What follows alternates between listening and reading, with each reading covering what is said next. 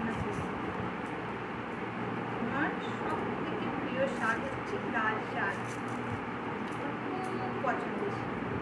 আপনাদের কি পছন্দ?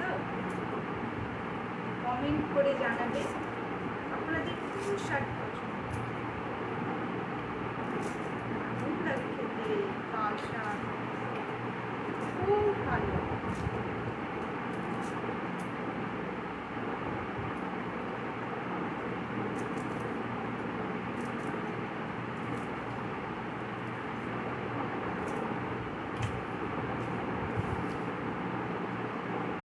দেখো বন্ধুরা, আমার শাক কাটা কমপ্লিট হলো।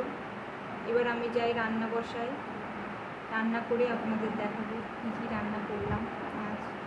তাহলে ভাবো শাকে রং মেশানো হয়, তাই তো বন্ধুরা? এই রং খেয়ে আমাদের রোগ হয়, তাও আমরা এই লাল শাক ভেবে আমরা খাই। লাল শাক তো খুব শরীরের পক্ষে উপকারী, কিন্তু এখন দেখি শরীরের পক্ষে অপকারী।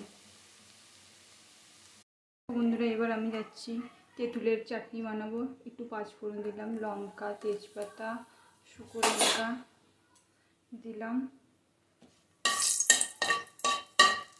একটু নাড়াচাড়া করে একটু হলুদ দিয়ে দিচ্ছি, আর ভেজানো তেঁতুল ছিল ভেজানো, সেটা দিয়ে দিচ্ছি। স্বাদ মতো নুন দিয়ে দেবো। বন্ধুরা, একটু তেঁতুলটা ফুটে এসছে, এবার এর মধ্যে চিনি মেশাবো। চিনিটা একটু বেশি লাগে তেঁতুলের চাটনিতে।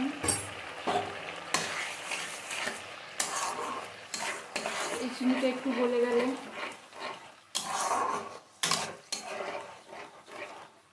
তারপর ভাজা মশলা দিয়ে দেবো। দেখো বন্ধুরা, চিনিটা ফুটে এসেছে, চিনিটা দেওয়ার পর চিনি গলে গেছে। এবার ভাজা মশলাটা এবার দিয়ে দেবো উপর থেকে।